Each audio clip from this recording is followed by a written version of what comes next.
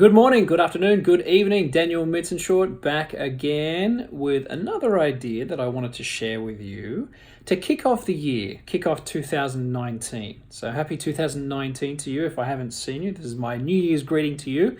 And I also want to share an idea with you that has been rolling around in my head, particularly over the last couple of weeks as we've got towards the end of the year.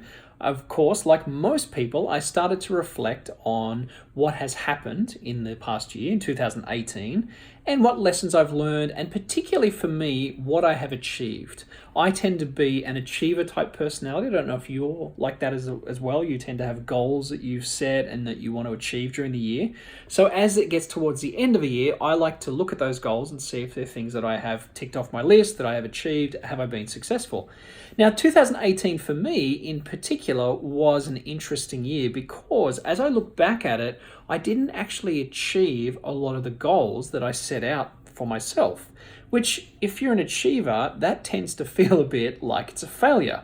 But for some reason, and I don't know why, I didn't feel like I was a failure just because I hadn't achieved my goals. So as I've mentioned in past videos and my writing and in my podcast, early last year, I closed the books on a business that I'd been running for several years. It just didn't succeed the way that I hoped it would. It was a startup and it just wasn't working out. So I ended up moving out of that and then moving into a new role in marketing, which is something I've always been interested in. But, as a new profession, I had to start at the bottom of the heap again. And for me, that was kind of a challenge because for many years, I'd been successful in my other career and also in the business that I was running. But as that closed, I started again at the bottom. So it wasn't really a feeling of achievement. It was a feeling like I was a beginner, like I was the new kid, in that particular business. On top of that, during the year last year, I competed again for the World Championships of Public Speaking, and I had my worst result ever. I actually placed second at my district, which I had never done before. I'd always at least won my district and placed in the semi-finals, which for any Toastmasters watching this, that's quite an achievement just in itself. But for me to come second in the district felt like a little bit of a failure. It was frustrating. However, again, even though those things happened to me, I didn't feel like the year was a failure. I felt like I was actually still gaining ground. And that's what I want to talk to you about today, the concept of gaining ground. Because particularly, I think in the day and age that we live in with social media and sharing online, we have a tendency to always want to have achievements to share with people. But the truth is we're not always going to have something amazing up our sleeve that we can share as an achievement. Sometimes we're just going to have average or below average results like I did in 2018.